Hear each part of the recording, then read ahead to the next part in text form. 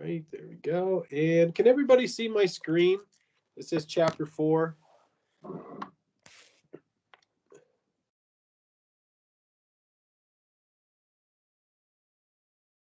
Can anybody see? Okay, thanks a lot, Branson. I appreciate that. Great. My students are here. This is Chemistry 1411. And we're starting chapter 4, which deals completely with reactions in aqueous solutions. So you can probably guess what aqueous means, right? Aqueous solutions are solutions that are in water, right? Aqueous just means in water. And you saw me denote the phases of matter already in this class, right? You've seen me write G for gas and L for liquid and S for solid. Well, when we have AQ like that, that means that we're dealing with an aqueous solution. So you're going to see a lot of AQs in brackets, okay, in this chapter. All right, well, let's move on and let's talk about what a solution is. And a solution is a homogeneous mixture of two or more substances, right? If you think about mixing something like Gatorade or Kool-Aid crystals with water, you start it with the Gatorade or Kool-Aid that is a solid, and you put it in water, which is a liquid. But when you mix it up, you get a completely homogeneous solution, right? You can't see the particles of the Kool-Aid crystals or what have you. You just see all one phase. And the components that make up that solution, that homogeneous mixture of two or more substances, are the solute and the solvent. The solute is the substance that is present in a smaller amount. So again, going back to that Kool-Aid analogy, the Kool-Aid crystals would be the solute, and the solvent is the substance that's present in a larger amount. So that would be the water, right? Again, using the Kool-Aid analogy. There is an exception to this. There is one exception to this rule about the solute and the solvent. If water is present, even if it's present in a smaller amount, water is always considered a solvent. Okay, so even if you had more of another liquid, let's say you mixed methanol and water. So methanol is just methyl alcohol. If you had more methanol than water, water is still considered the solvent. Let's look at some examples of solutions that you might recognize from your everyday life. First, we'll look at one that's in the liquid phase, right? A soft drink. The solvent is water, right? Most of a soft drink, like Coca-Cola or Pepsi, most of it is water. But inside we have sugar and other flavoring agents and coloring agents, and we have carbon dioxide, of course, dissolved in there as well. That's why it has the fizz in it. But we have to keep in mind that solutions are not just in the liquid phase. We can have a solution of gases, right? What about air? The air that you're breathing right now is mostly nitrogen, right? Mostly nitrogen, but it contains some oxygen and other trace elements as well, like argon and methane and carbon dioxide, etc. We can have a solution in the solid phase. Think about solder. I don't know if you've ever soldered anything before, but if you've, say, soldered pipes together, if you've done any plumbing or repaired any electrical devices, you might have soldered something before. And the solder that you can buy at Home Depot or wherever is just a mixture of tin dissolved in lead. It's a solid, right? Solder is a solid, but it's still considered a solution.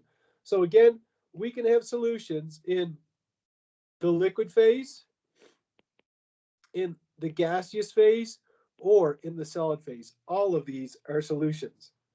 You look at this figure right here. I'm not sure exactly what these solutions are, but let's say if these were aqueous solutions, and you see how this one here has a darker violet color. This one here on the left is probably more concentrated. It looks like it's got more particles probably dissolved in it than this one here, which is a little bit more, looks like it's more dilute. Let's talk about what an electrolyte is. I know that most of you haven't taken Chemistry 101 at PPCC, but if you did, there's a really interesting experiment we do in that lab where we do exactly what's shown in this figure right here. We have a beaker, and I'm just going to redraw it here just for the posterity's sake. We have a beaker, and then we put a light bulb above that beaker. Okay, so we have a light bulb like this, okay, with you get the filament in your light bulb. And then we have two electrodes going into the beaker, okay? And then we put a solution in that beaker and we plug the light bulb into a circuit, okay? We plug it into the wall. Now, is that light bulb going to light up? Well, it depends. If you put the electrodes in pure water, you get no light coming out at all, okay? Nothing happens. And the reason why is because water is what's called a non-electrolyte. A non-electrolyte is a substance that when it dissolves results in a solution that doesn't conduct electricity. There are many substances that are non-electrolytes that do not conduct electricity. Say, for example, and you might think this is ridiculous, but you could do it. If you were to put solid sodium chloride, right, just plain old table salt, if you were to fill this up with table salt and stick the electrodes in there, you're not going to get any light coming off at all.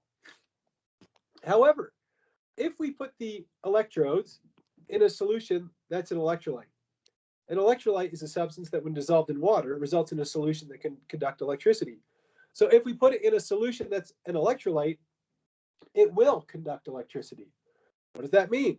That means that, again, when we put the electrodes in a solution that's an electrolyte, the light bulb is lit up.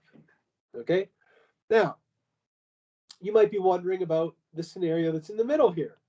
In the middle, you see the light bulb is lit, but it's pretty dim. Well, if the light bulb is lit, but it's dim, when it's dim, this must mean that we have the electrodes in something that's a weak electrolyte. Okay? So the electrodes are in a weak electrolyte. It can conduct some electricity, but not much. Here we have a non-electrolyte. So here there's no light. No light. So we have this is called a non-electrolyte. And then here we have a bright light. The light bulb's lit up just fine. And that is, the solution is an electrolyte. Electrolyte. We'll put here electrolyte solution. Okay. And if you're wondering, could you give me some more examples of solutions that are electrolytes and non-electrolytes and weak electrolytes? The answer is absolutely I can. Let's take a look at some. But before we do that, let's answer what exactly makes a solution an electrolyte. When we want to answer the question, will a solution conduct electricity? In order for that to happen, the solution has to contain cations, which have a positive charge, and anions, which have a negative charge. Okay, I'm going to repeat that.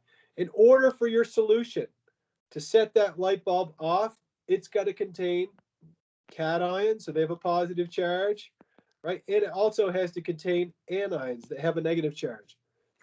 If we go back a slide and we look at this situation right here, we can confidently say that in this solution, there are cations and anions, right? There are some in here as well, it's just not as many. So the more cations and anions you have, the better conductor of electricity your solution will be, the stronger electrolyte it is. Let me give an example of something that's a strong electrolyte, something that would light that light bulb up completely. A strong electrolyte is something that's going to dissociate when it's put in water or whatever solution or whatever solvent, completely into its ions. That's what 100% dissociation means. If you're dissociating yourself from somebody, it means you're distancing yourself from someone.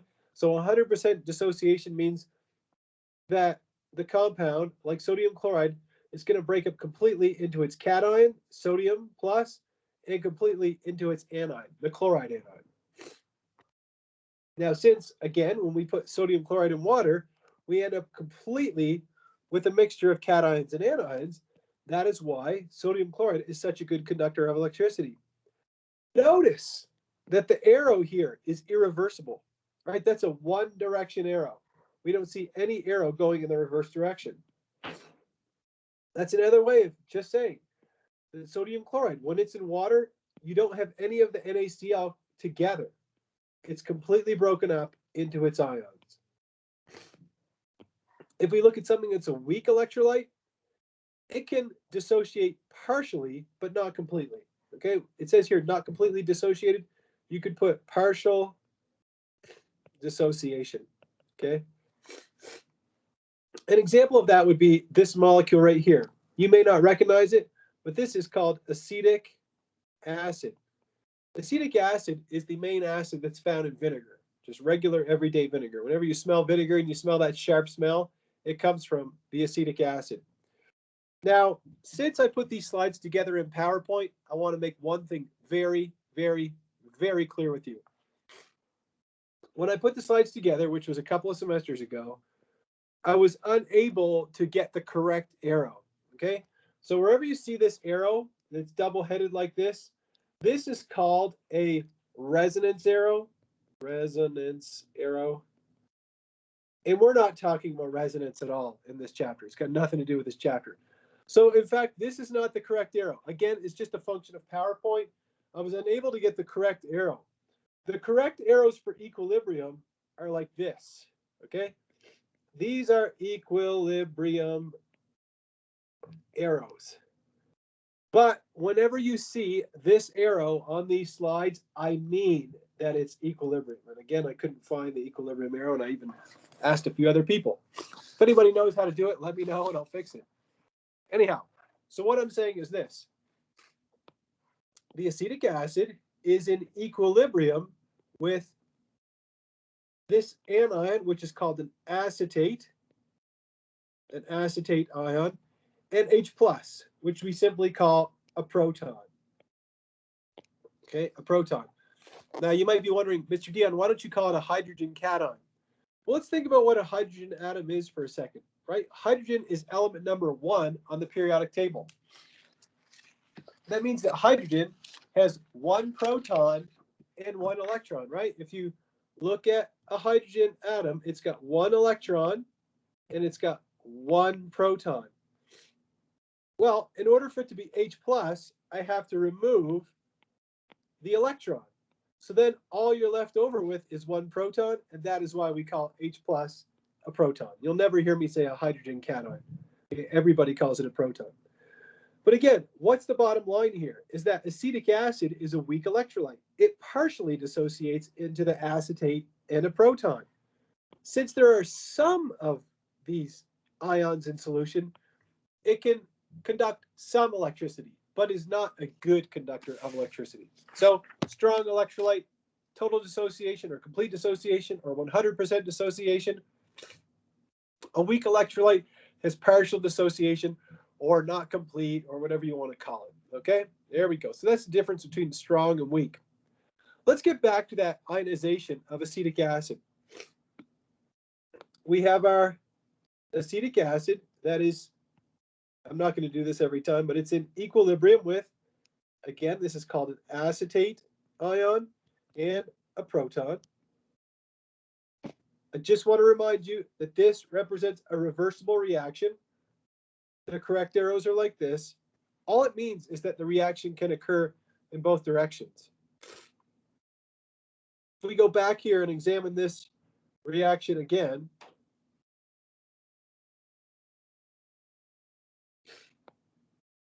since the reaction is in reverse, that means that at some time the acetic acid is dissociating into the acetate and the proton, but once the reaction establishes equilibrium, the same amount of acetate and protons are reforming acetic acid. We call this a dynamic equilibrium. It might appear as though nothing is happening, but it's not true. The rate of the forward reaction is equal to the rate of the reverse reaction. That's what equilibrium means. Let's look at some examples of electrolytes. Here I have some examples of strong electrolytes, weak electrolytes, and non-electrolytes. It would be a good idea to familiarize yourself with all of these in this table. Now, before you get intimidated, some of them are pretty intuitive.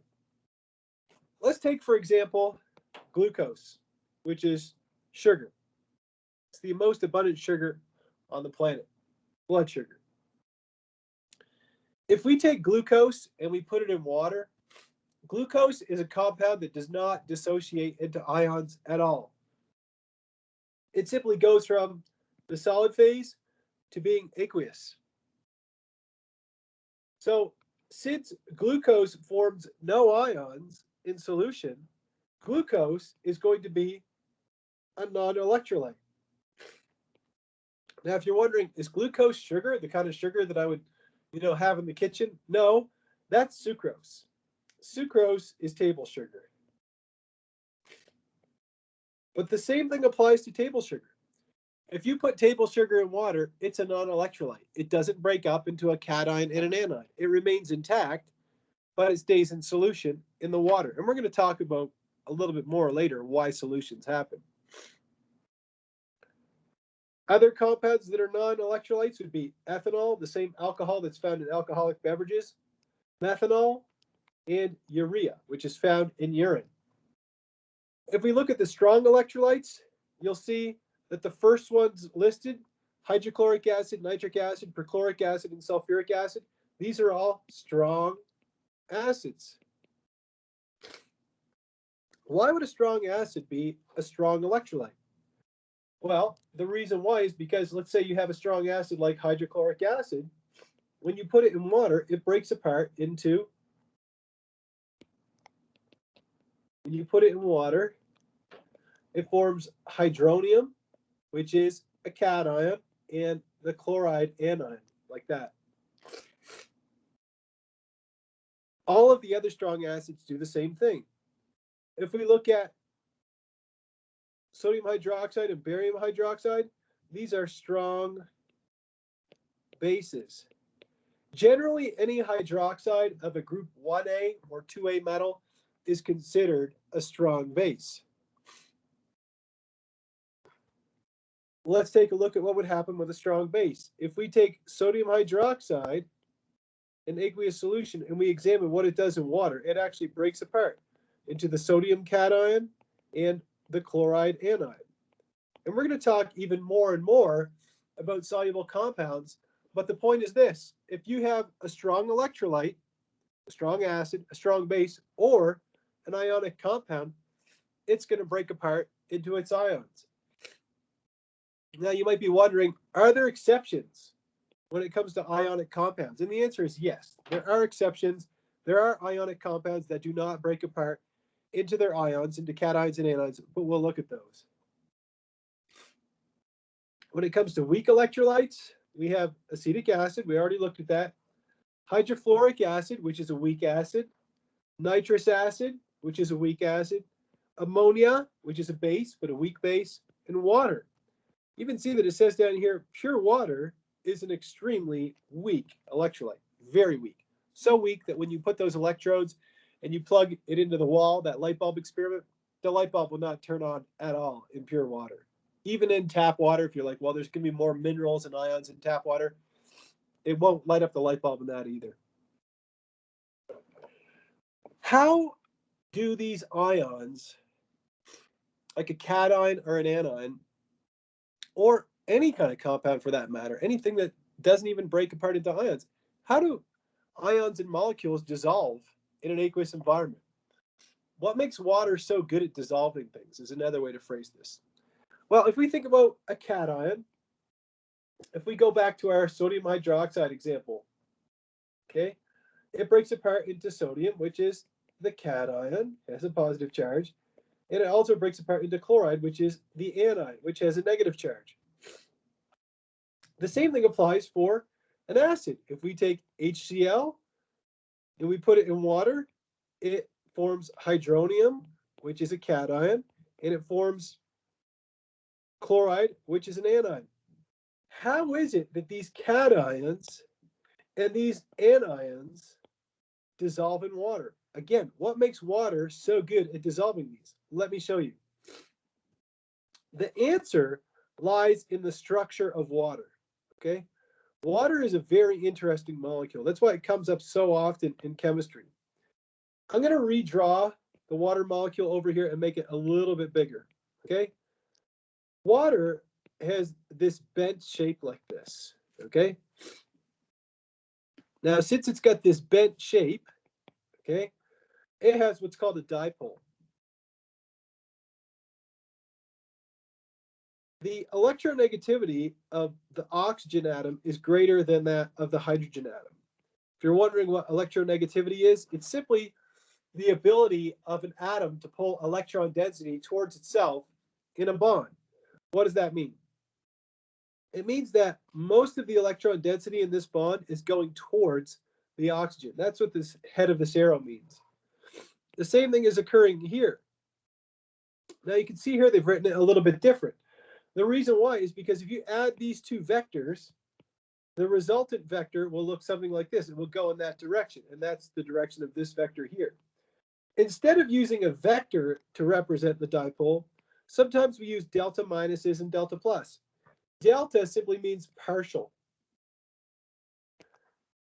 If we put our delta minus by the oxygen, because the oxygen is more electronegative, and delta plus is by the hydrogens, you can see that we can kind of split water down the middle in that there's kind of a negative side to water, and there's also kind of a positive side to water. Even if you didn't understand the whole concept of the dipole, the main thing is that you understand that water sort of has two sides. It has a negative side and a positive side. When when a cation is in water, which is what's shown here, you can see that this is a cation. The water molecules will align themselves so that the negative part of the water molecule will be pointing towards the cation. We know that opposites attract, and that will stabilize the positive charge of the cation. Conversely, when we have an anion in the water, you see that all the water molecules are pointing the gray part of the molecule towards the anion. And that is because the gray part represents the hydrogen, which is partially positive, and that stabilizes that negative charge. So that's how hydration works.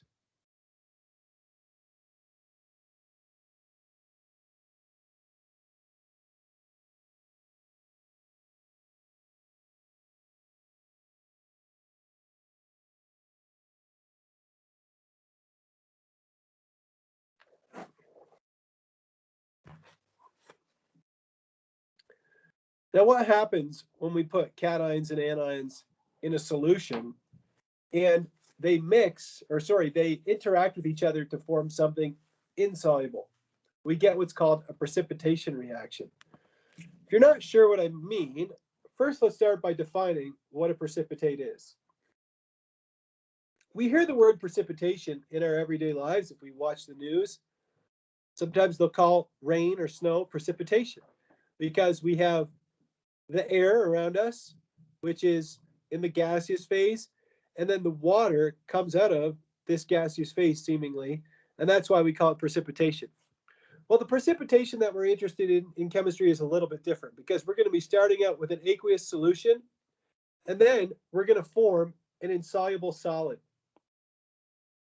The insoluble solid is the precipitate. Sometimes chemists like to abbreviate precipitate as PPT because the word precipitate is just too long to write out. Well, let's evaluate what it says here at this bullet point. We're going to have to practice our nomenclature here. It says lead nitrate reacts with sodium iodide to produce lead iodide and sodium nitrate. Write the molecular, total ionic, and net ionic equations. This figure on the right-hand side shows exactly what happens when you mix lead nitrate with sodium iodide. You form this bright yellow solid. We're going to talk about what's happening here and what that bright yellow solid is. First, let's start by writing out the formulas for lead nitrate and sodium iodide. So this goes back to our nomenclature. We know that, they didn't give us enough information here. It should say lead 2 nitrate. I'm going to fix this. And this should say lead 2 iodide. My mistake. Anyhow, there we go. Anyhow, it's fixed now. So we have lead 2 nitrate. That means we have lead with a 2+ charge. And we know that nitrate has a -1 charge. So we're going to need 2 nitrates to come together with our lead. So that means the formula for lead 2 nitrate is PbNO3 2. Now it's telling us that lead nitrate and sodium iodide are reacting together. And we're going to assume that both of those are aqueous solutions. So we're starting out with an aqueous solution of lead nitrate. So that literally means you go over to a bottle that says lead nitrate. It's just a solution of lead nitrate in water. And you're going to react that with the sodium iodide. What's the formula for sodium iodide? Well, we know that sodium is in group 1A. It has a charge of +1. And iodide is the anion of iodine. It has a charge of -1, and so sodium iodide would be NaI, and this is also an aqueous solution. Now we're going to combine those two, and we're going to see what happens. Well, in order for us to evaluate what happens, let's write down what all the ions are. We know we have lead 2+ ions that are in solution. We also have nitrate ions that are in solution, right? These are just from my lead nitrate. Sodium iodide, it's an aqueous solution, right? The reason I can write things into their ions is because it says AQ after them. So I can put Na+, that's aqueous, and I can put I-, and that's aqueous. Okay, again, I'm repeating myself. Since it says AQ after them, you are allowed to do this. You're allowed to break everything up into its ions. So that means that in our vessel, whether it's a test tube or a beaker or whatever, we have all 4 of these ions present at the same time. What's going to happen? The lead is going to be able to interact with all of the other ions. The nitrate is going to be able to interact with all the other ions. The sodium is going to be able to interact with all the other ions. And the iodide is going to interact with all the other ions. Okay, so everything is in the big pot, all being mixed up. What kind of reaction is going to happen? Well, first of all, it should be abundantly, or I think it should be kind of obvious to you that cations are not going to react with cations, right? It's not going to be happen. They're not going to happen. But we do know that opposites attract. So what's to stop the iodide from combining with the lead, right? What's to stop the sodium from combining with the nitrate? Well, it's told to us in the problem that when you mix those together, you end up with lead 2 iodide, which would be Pb, come on, no, PbI2, and we also get sodium nitrate. In a couple of minutes, we're going to look at what's called a solubility table, which is the table that you're going to use to determine whether a solid is formed or whether something stays in an aqueous solution. But I'm going to go ahead and tell you the answer, and that is that lead 2 iodide is actually not a soluble compound. It forms a solid, right? That's what S stands for. It stands for solid. So what that means is this bright yellow solid that's formed here, that is actually lead 2 iodide.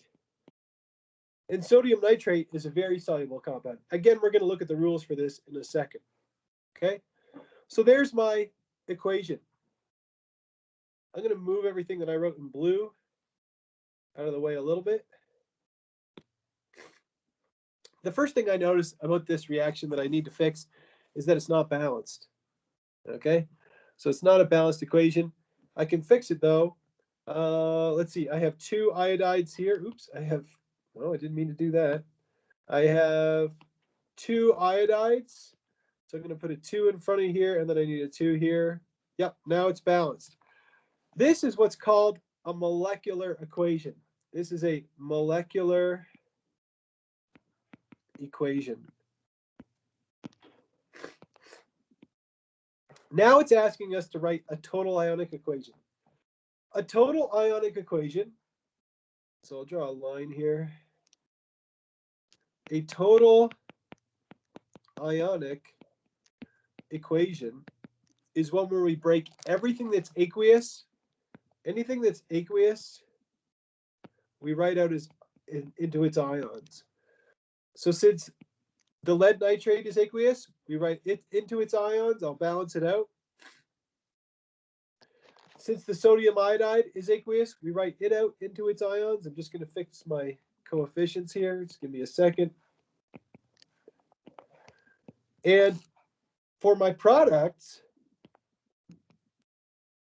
since my lead iodide is a solid, I'm not going to write it out into its ions. I'm just going to write it as lead iodide, lead 2 iodide. Plus, since sodium nitrate is aqueous, I put 2 sodium plus aqueous plus 2 NO3 minus aqueous. This is our total ionic equation. Lastly, it's asked us to write out what's called a net ionic equation.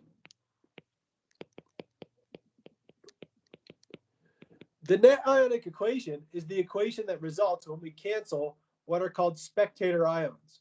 You might be wondering what a spectator ion is. A spectator ion is an ion that doesn't participate overall in the reaction. Let me show you what I mean. Any ion that shows up in the same way on both sides of the total ionic equation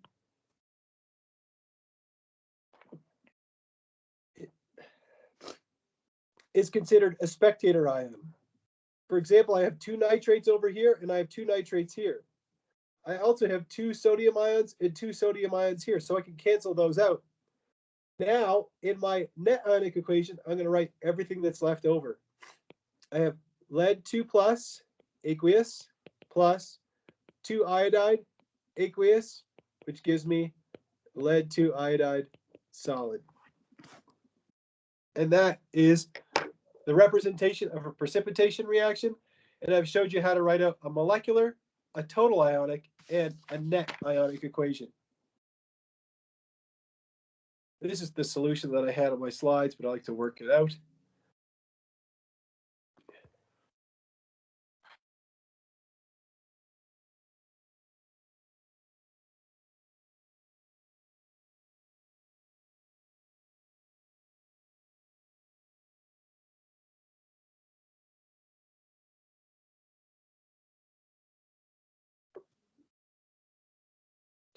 If you look at this slide here, it gives you more detail as to what's happening in this reaction. And it really shows you what happens in the net ionic equation, right? This is it right here. Lead 2 plus aqueous plus 2 iodide gives you lead 2 iodide. Here is the lead 2 plus ion, the cation. Here's the iodide anion. They, when they get close enough to each other, they're going to notice each other and go, hey, you, I like you. They're going to be attracted to each other, but they form a solid. And that's the yellow solid that you see here. That's lead iodide, lead 2 iodide, that's a solid. What about the, now here they're showing potassium and nitrate. In the last slide it said sodium and nitrate, but the same thing stands to reason here. The other cation and anion, they're not going to be attracted to each other enough to form a solid. Now you might be wondering, Mr. Dion, how would I know that lead 2 iodide is a solid? For that, you'd use what's called a solubility table. Now, solubility is simply defined as the maximum amount of a solute that dissolves in a given amount of solvent at a specific temperature. And these are the solubility rules. It's table 4.2, I believe, from our book, Solubility Rules for Common Ionic Compounds in Water at 25 degrees Celsius. You see up here we have soluble compounds. Over here we have insoluble exceptions. Down here we have insoluble compounds and we have soluble exceptions. So it's kind of broken up kind of interestingly. Let's think about a compound like sodium nitrate. Okay, we'll get to the lead 2 iodide in a second. But if I had sodium nitrate, how would I know that this is a soluble compound? It says here, soluble compounds are compounds containing the alkali metals, lithium, sodium, potassium, rubidium, and cesium. Hey, good. That's what I have. I have a sodium. It says here that there's no insoluble exceptions. Therefore, sodium nitrate must be a soluble compound. Let's try another one. What if I had potassium iodide, just for fun? Well, same thing. I look at compounds containing the alkali metals. Potassium is an alkali metal, and I have no insoluble exceptions. So potassium iodide must be a soluble compound. But let's get back to that lead 2 iodide for a second.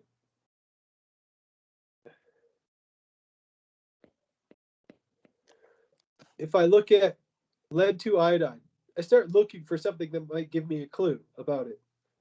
Nothing here, nothing here, nothing here. Once I get down to here, I see halides, the chlorides, bromides, and iodides. Lead 2 iodide is an iodide. And it says, hey, the iodides are soluble. So you might think that you'd be able to put aqueous next to this. But no, you can't. Why? Because you have to look through the insoluble exceptions. And it says here that any halide of silver, mercury, or lead 2 plus is insoluble. And since this is lead 2 plus, that tells you that this is insoluble. And if something is insoluble, it's a solid.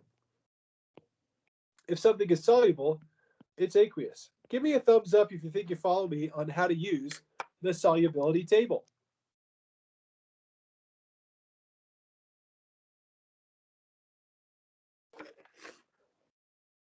All right, great. I promise you that the more you use the solubility table and the more practice problems that you work on, eventually you start to get accustomed to which compounds always show up and are totally insoluble. Over here, we have some examples of insoluble compounds. Not every ionic compound is soluble, right? When we go back to nomenclature and we talked about what is an ionic compound compounds are made from a metal and a non-metal. Like, for example, sodium chloride. That's a very soluble compound. It's made from a metal and a non-metal, but not every ionic compound is like sodium chloride. For example, these are all ionic compounds. Cadmium is a metal. Sulfide is a non-metal. Lead is a metal. Sulfide, again, is a non-metal. Nickel is a metal. Hydroxide is a polyatomic ion, but both the elements found in hydroxide, oxygen and hydrogen, are both non-metals. Same thing with aluminum hydroxide. Well, also, not every insoluble compound forms a yellow solid like lead 2 iodide did. Lead 2 iodide formed a yellow solid, but we see that cadmium sulfide forms an orange solid. Lead 2 sulfide forms a black solid. Nickel hydroxide forms a green solid, and aluminum hydroxide forms a white solid.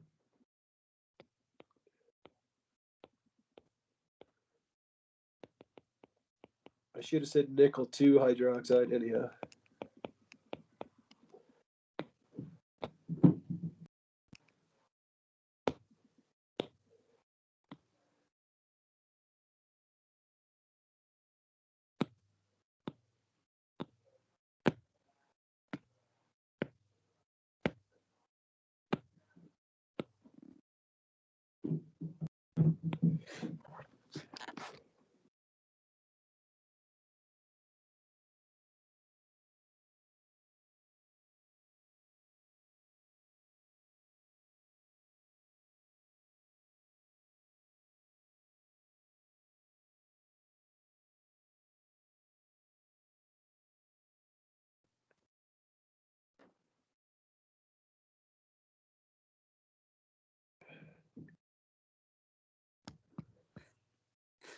Let's go back to these 4 compounds and look at a couple of them to be sure that we understand how to use the table. Let's try 2 of them. Let's try lead 2 sulfide and aluminum hydroxide. We'll start with lead 2 sulfide, PBS. You see, if we look down here, we see that sulfides are insoluble compounds. However, there are soluble sulfides, compounds containing alkali metals, so that's group 1A, and the barium 2 plus ion. Well, lead is not an alkali metal, and it's not the barium 2 plus ion, and so lead 2 sulfide, when it's in solution, will be a solid. Let's try aluminum hydroxide. If we look over here, we don't see anything about aluminum or hydroxides, but down here we see hydroxides are insoluble, except for compounds containing alkali metals and the barium ion. Well, aluminum is not a barium ion, and it's not an alkali metal. And so aluminum hydroxide will also be a solid. Be sure to take some time to look over the solubility table and be sure that you understand it. Let's take a look at these compounds. We've got silver sulfate.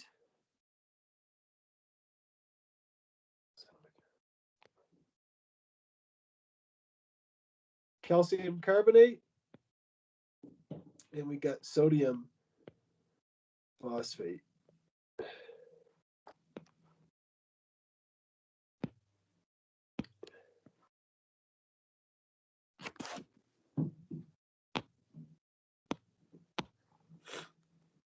I'll give you a second to think about these and see if you can come up with an answer for all three of them.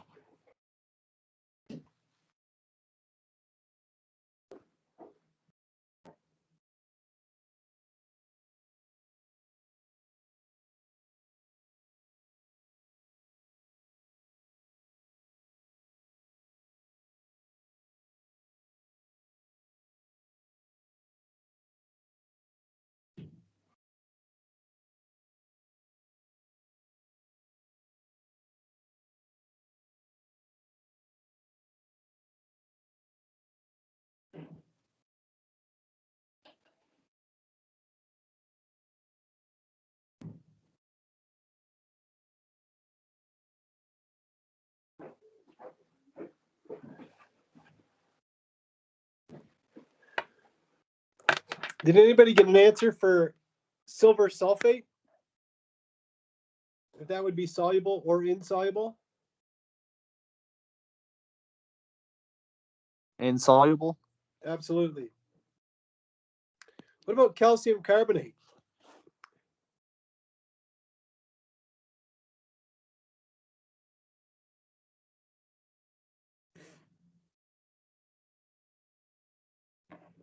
Insoluble.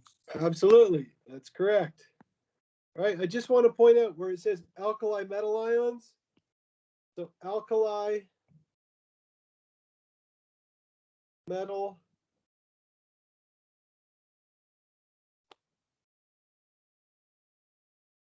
ions. That's group 1A ions. Okay. And then the last one we have sodium phosphate.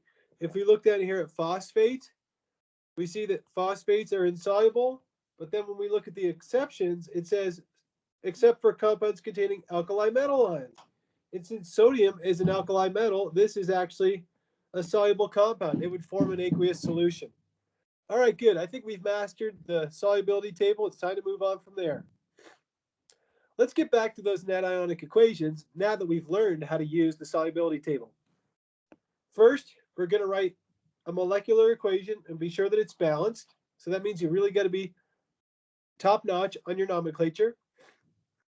Then you're going to write out the ionic equation where you show all strong electrolytes completely dissociated into cations and anions.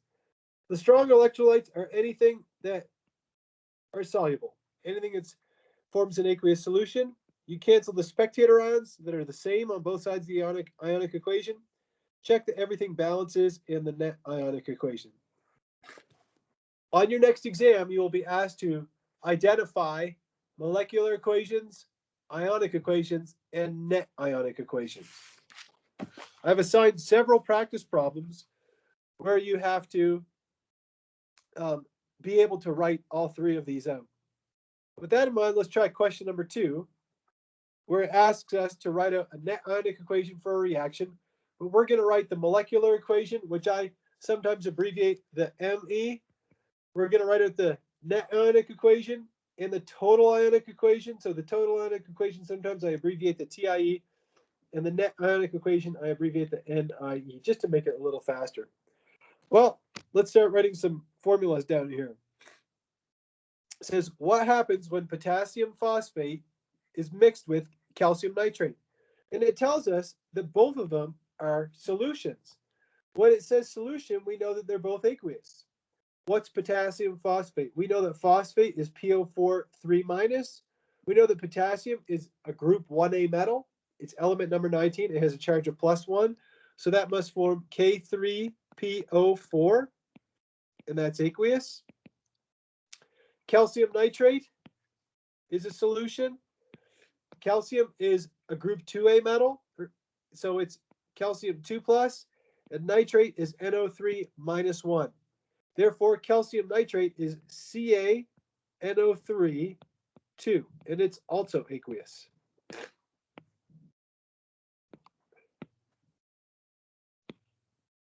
Now we're going to combine those.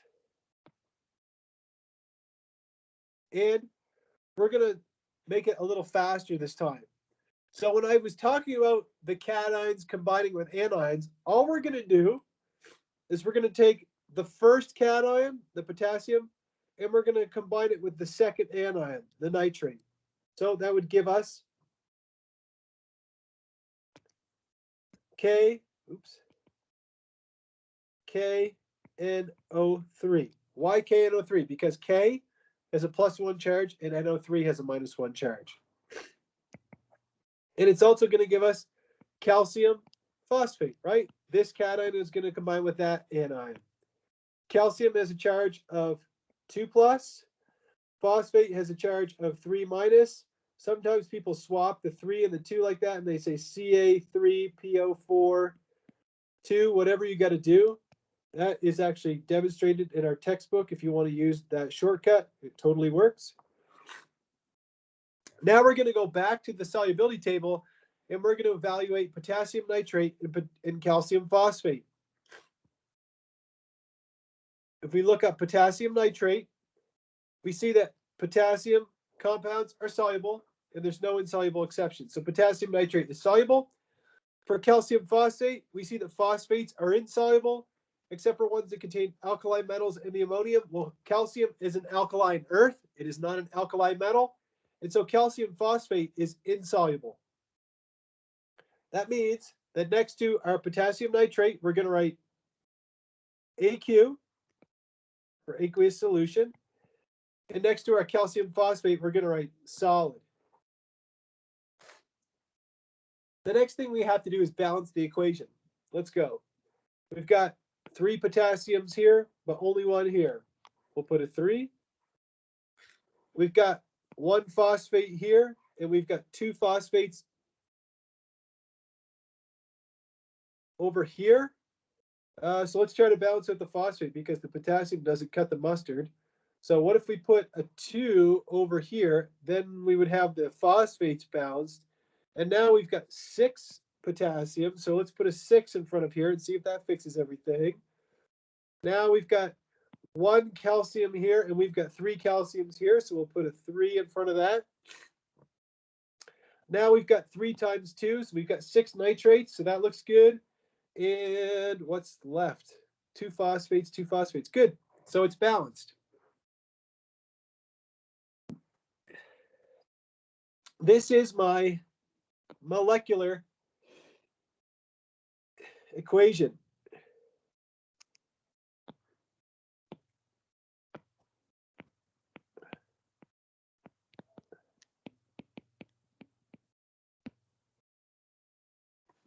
I want you to try to write out the total ionic equation and then try and write out the net ionic equation. I'll give you a couple minutes to try it.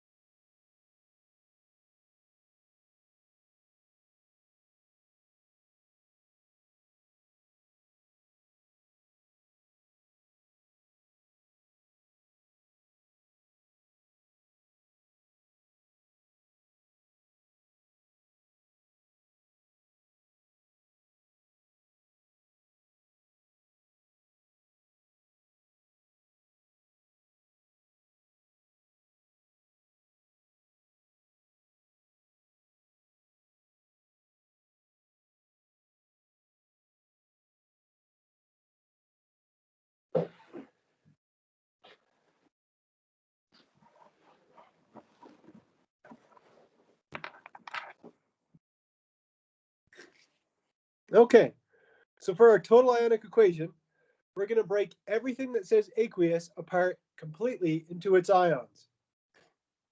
Let's start with the potassium phosphate. We've got 2 times 3 potassiums, so that gives us a total of 6 potassium ions. Those are all in solution. We've got 2 phosphate anions, so we put +2 phosphate anions. Those are in solution. We've got 3 calciums, that are in solution. Ca2 plus, aqueous. Plus, we've got 3 times 2 nitrates. So that gives us a total of 6 nitrates in solution. With the 6 potassium nitrate, that would give us 6 potassium ions in solution plus 6 nitrate ions in solution plus the calcium phosphate, which remains unchanged because it's a solid. That is my total ionic equation. Next, I'm going to cancel the spectator ions. Those are the ions that appear the exact same way on both sides of the total ionic equation. I see that nitrate is the same on both sides, as is the potassium. I have 6 nitrates and 6 potassiums on both sides. Again, those are spectator ions. So for my net ionic equation, I'm just going to write what's left over. By convention, chemists will almost always write the cation first. If you were to write the anion first, it's okay, as long as everything's accounted for. But generally speaking, we write the cation first. So we have 3 calcium 2 plus 2 phosphate 3 minus. Forgot my phase of matter. They're both aqueous, which forms calcium phosphate, which is a solid. Give me a thumbs up if you at least follow me on the concept.